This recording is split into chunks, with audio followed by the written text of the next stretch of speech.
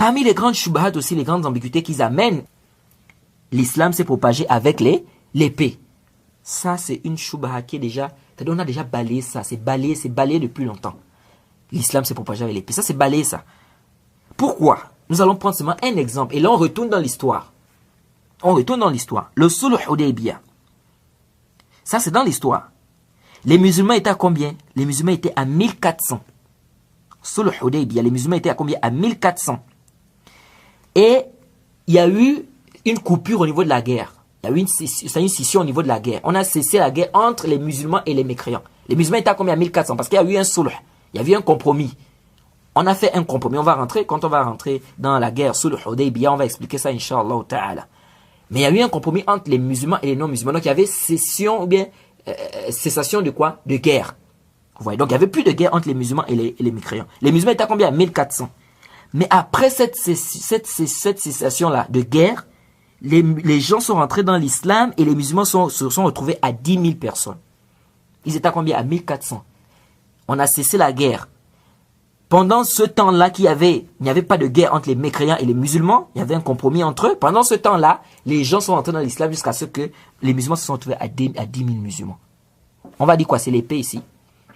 C'est pas l'épée, puisqu'ici il y avait déjà un compromis, et ça c'est dans l'histoire, j'ai dit bien c'est dans l'histoire, retournez dans l'histoire. Au Sulh Hudaybiyah, vous retournez dans l'histoire, on va vous expliquer cela. Les musulmans étaient à 1400. Il y a eu un compromis d'arrêt, n'est-ce pas, de guerre entre les mécréants et les musulmans. Pendant ce temps, il y a eu les musulmans se sont retrouvés à 10 000. Et pourtant, il n'y avait pas de guerre. Donc ça montre que ce n'est pas l'épée qui a fait en sorte que ces gens-là s'islamisent. L'exemple encore qu'on va prendre, l'Indonésie. L'Indonésie est le pays, je peux dire, le plus peuplé au niveau de l'islam. L'Indonésie. Mais posez la question, retournez dans l'histoire. Ça, c'est pas nous qui disons, c'est l'histoire.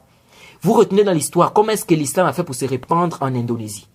Les historiens disent quoi? C'est à cause des commerçants musulmans. Ça, c'est les historiens qui disent. Hein. Même les non-musulmans reconnaissent ça. C'est à cause des commerçants musulmans que l'islam est rentré en Indonésie. C'est pas l'épée qui a mené ça. Ce n'est pas quoi? Ce n'est pas l'épée. Misr, l'Égypte, c'est des musulmans. Si c'était l'épée, mais pourquoi les musulmans ne sortent pas de l'islam? Puisque c'est l'épée, non? On dit c'est l'épée, mais aujourd'hui, il y a encore l'épée. On dit non, ils sont rentrés, c'est par l'épée. Ok, c'est par l'épée. Bon, maintenant, il n'y a plus l'épée. Il n'y a pas une personne qu'on va venir mettre l'épée au cou pour lui dire que si tu ne rentres pas de l'islam, on te tue. Pourquoi les gens ne sortent pas? Ils doivent maintenant sortir. Puisqu'il n'y a plus d'épée, on sort de l'islam. Oui. Le Gabon, prenons le cas de notre pays, le Gabon. Quel Gabonais qui peut se lever aujourd'hui pour dire que non, si je suis musulman, c'est parce qu'on m'a pointé l'épée, on m'a mis l'épée, on m'a dit que si tu n'es pas musulman, on te tue. Le Gabon aujourd'hui, beaucoup de Gabonais aujourd'hui sont des musulmans, rentrent dans l'islam. C'est à cause de l'épée? C'est pas à cause de l'épée. C'est pas à cause de l'épée. Donc ça, c'est des fausses conceptions que les gens amènent juste pour bloquer le chemin concernant la religion d'Allah. Vous voyez? Tu rentres dans l'islam parce que toi-même tu vois que c'est la vérité, parce que toi-même tu te sens que c'est la religion d'Allah. Tu t'islamises. C'est pas un problème d'épée. Vous voyez? Donc ici, ça c'est des conceptions, les frères, il faut rejeter ce genre de conceptions. Lorsque les non-musulmans vous apporter ce genre de conceptions. Au Gabon, nous avons des Gabonais qui sont musulmans. Moi-même, je suis là, je vous parle, je suis un Gabonais musulman islamisé. Mais c'est pas l'épée qui m'a fait rentrer dans l'islam. C'est pas l'épée. On sait très bien que l'islam est venu au Gabon à travers les commerçants, les Maliens, les Sénégalais, etc., qui sont venus faire leur commerce au Gabon.